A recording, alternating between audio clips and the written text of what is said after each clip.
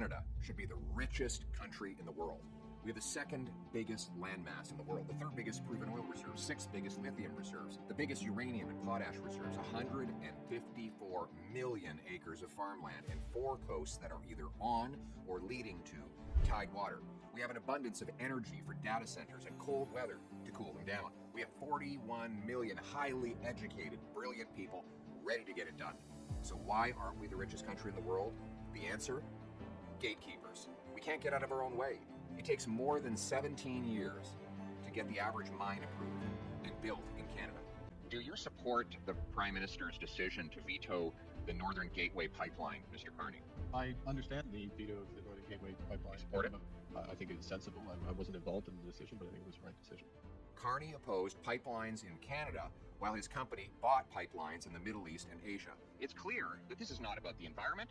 If it were, you'd be consistent and you'd oppose fossil fuels everywhere. But you're happy to profit off of foreign fossil fuel companies while killing jobs among our own people. Radical liberal keep it in the ground ideology opposes Canadian resources while supporting dirty foreign oil. The consequence is that the U.S. gets 97% of our oil exports and 100% of our natural gas exports. Because we can't sell to anyone else, the Americans rip us off. They pay $63 a barrel for our oil, while the world price is $76. They pay $4 per million British thermal units, while the price in Europe is $15. Here's a simple equation for our liberal friends.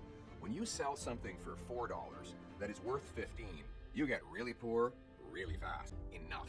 Let's build Canada again. It's time to put Canada first. It's time to bring home our jobs, energy, and economic sovereignty. And that is what my Bring It Home economic plan will do. And so today I'm introducing the Canada Shovel Ready Zones.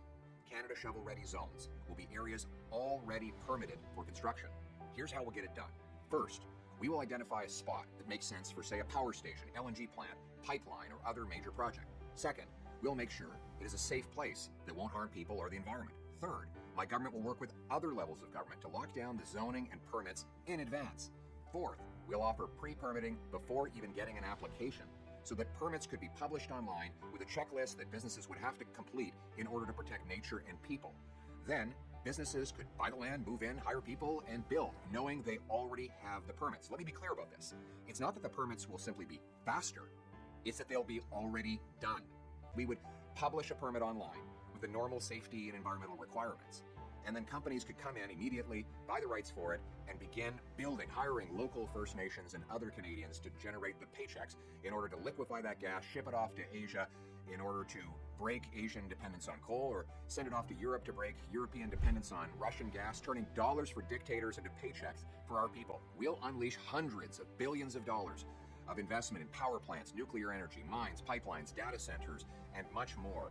As you will see, hardworking and talented Canadian workers going around doing the job and expecting big, beautiful, 6-figure paychecks to fill their bank accounts. Welders, boilermakers, pipe fitters, miners, and factory workers will be able to spend those paychecks at local restaurants and other businesses, creating even more powerful paychecks. The economy will boom, raising funds for hospitals and schools. Most of all, we will be less reliant on the Americans. In fact, we will be self-reliant, sovereign, and stand on our own feet, to stand up to the Americans and stand up for ourselves, for a change. And we will restore Canada's promise that hard work gets you a great life and a beautiful home on a safe street protected by solid borders and brave troops under a proud flag. Canada, let's bring it home. So let me ask you, who does this not make sense to? If this doesn't make sense to you, do me a favor. Put your left hand 3 inches away from your face. And with all the strength you can muster, move into the right real fast. Slap yourself. You're an idiot. The whole kit, my nigga.